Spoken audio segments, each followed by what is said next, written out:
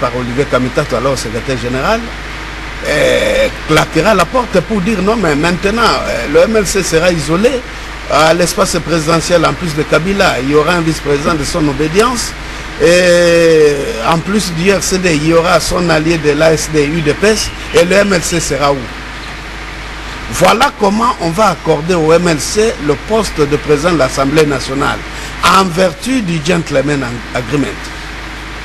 Arrivé à la commission de suivi du dialogue intercongolais qui avait été présidée par M. Joseph Kabila, ce dernier, sous la dictée de Louis Michel, instrumentalisera les membres de la commission de suivi et imposera Zaïdi Ngoma. Et c'est comme cela que l'UDPS a été mise à l'écart, et cette mise à l'écart a été cautionnée par le comité international d'accompagnement de la transition à l'époque de M. Amos Namangangongi. Malgré nos protestations, tout cela est tombé dans les oreilles des sourds. Et non seulement nous avons été écartés, mais on a violé dès le départ l'accord global inclusif et la constitution de la transition, en insérant à la commission de suivi une disposition qui n'existe nulle part dans ces deux documents qui régissent la transition jusqu'au jour d'aujourd'hui. C'est la notion de consensus majoritaire le plus significatif. C'est sur base de cette notion que Zaïdi Ngoma a été désigné. Vous vous souviendrez qu'ils ont passé toute la nuit au siège de la MONUC. L'argent a circulé.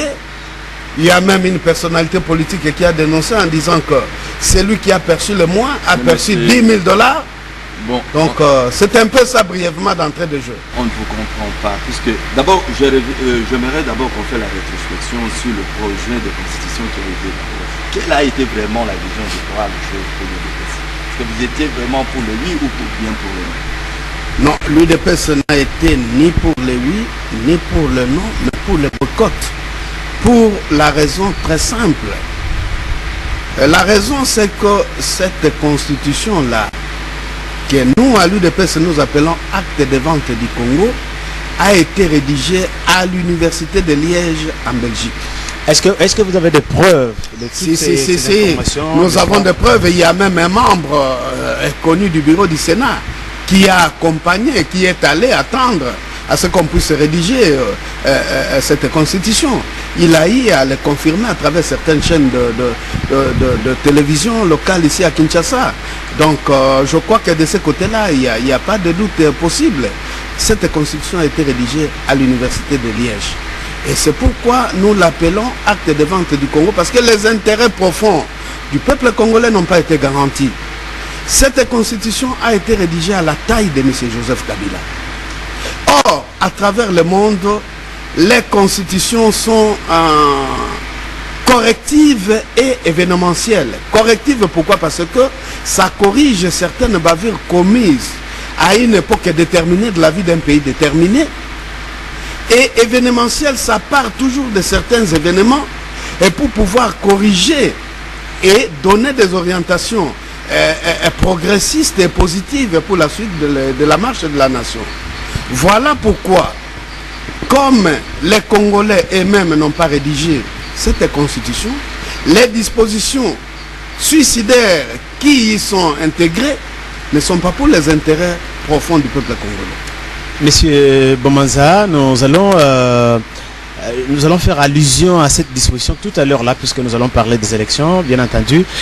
J'aimerais bien savoir, par rapport à l'organisation des élections, comment l'UDPS apprécie la mise en place, le fonctionnement même tant administratif que technique de la commission électorale indépendante?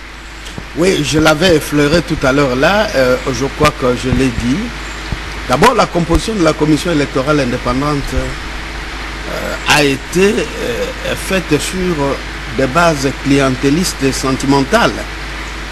Je vais vous donner une preuve. Vous savez que le bureau de la CI est composé de 8 membres. De ces 8 membres, 5 sont de l'ex-Kivu. Alors que les dispositions pertinentes de l'accord global inclusif et de la constitution de la transition avaient insisté sur le respect de l'équilibre provincial. Vous savez que nous sommes 11 provinces, c'est-à-dire 10 provinces plus la ville de Kinshasa. Mais l'ex-Kivu, c'est-à-dire 3 provinces, se sont accaparés de 5 postes sur 8 du bureau de la commission électorale indépendante. Quand vous prenez M. Labé lui-même, il est de l'ex-Kivu. Vous prenez M. Basengeji, il est de l'ex-Kivu. Vous prenez M. Mirimo, il est de l'ex-Kivu. Et les 2 autres. Or, les élections devaient se dérouler de façon à respecter les équilibres provinciaux et de façon à garantir les mêmes chances à tous les compétiteurs. Ça, c'est la première chose. La deuxième chose, c'est que les animateurs de l'ACI ont été désignés en dehors de tout critère d'expertise. À commencer par M. Labé lui-même. Et les conséquences sont là aujourd'hui. Vous voyez comment ils sont en train de tâtonner. Alors qu'au Congo, nous avons des spécialistes et des ONG en matière d'élection, mais parce que on préparait le terrain pour qu'un individu devienne président, même si sa gestion a été chaotique, voilà comment la CI a été composée. Et nous avons vu. D'abord, la CI n'a pu commencer son travail qu'une année après le début de la transition. Dans la mesure où la loi organique de la CI n'a été promulguée qu'en juin 2004, alors que la transition avait commencé en juin 2003. Ensuite, la CI n'a pas bien planifié, je peux dire, les différentes étapes de la transition. D'abord, comment classiquement les élections devaient être organisées? On devait commencer d'abord par l'identification des nationaux. On devait savoir qui est congolais et qui ne l'est pas. Et lorsqu'à son temps, nous avions dit que les étrangers se sont fait enrôler, on n'a pas voulu nous croire. Même quand l'ambassadeur angolais en poste à Kinshasa a interdit à ses compatriotes de se faire enrôler, on n'a pas voulu nous croire. Mais la preuve aujourd'hui nous vient tout droit du consul général angolais qui est au Katanga, qui nous a révélé que ses compatriotes angolais se sont fait enrôler et qu'ils détenaient déjà des cartes d'électeurs. Il avait commencé l'opération de ravir ces cartes entre les mains de ses compatriotes. Bon, monsieur Jean-Baptiste, puisque vous venez maintenant parler le problème d'enrôlement, j'aimerais vraiment, c'est là où vraiment je trouve que le bas blesse. Puisque auparavant, on a trouvé que l'IDPS était un peu sceptique de dire à ses membres d'aller s'enrôler.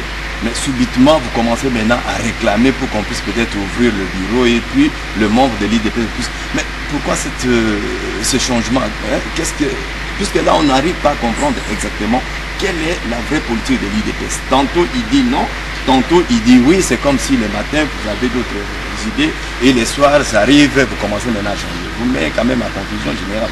Non, je crois que l'UDPS est demeurée constante dans sa démarche. Vous savez que nous n'avons cessé de décrier la mauvaise gouvernance, l'amateurisme, l'incompétence au sommet de l'État. Et vous devez vous mettre en tête aussi que l'UDPS existe depuis 25 ans. Son combat réside à ce qu'il y ait organisation des élections libres, démocratiques et transparentes pour accéder au pouvoir. Et l'UDPS ne pouvait en aucun cas être contre l'organisation des élections. Mais l'UDPS a décrié la manière dont ces élections étaient en train d'être organisées.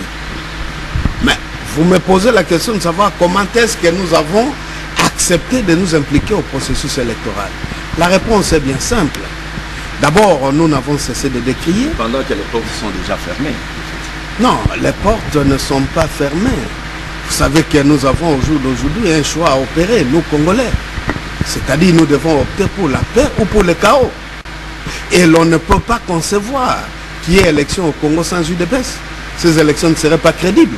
Voilà comment, après avoir expliqué acquis des droits, c'est-à-dire l'ONU qui nous assiste, qui finance les élections, que le pays allait tout droit vers le mur, nous nous sommes mis d'accord que l'UDPS puisse s'impliquer moyennant des préalables. C'est pourquoi vous avez appris que nous nous sommes retrouvés à la MONUC, où il y a eu des concertations exploratoires avant le référendum, et nous nous sommes mis d'accord sur certains préalables à accomplir. Et ces concertations ont eu lieu entre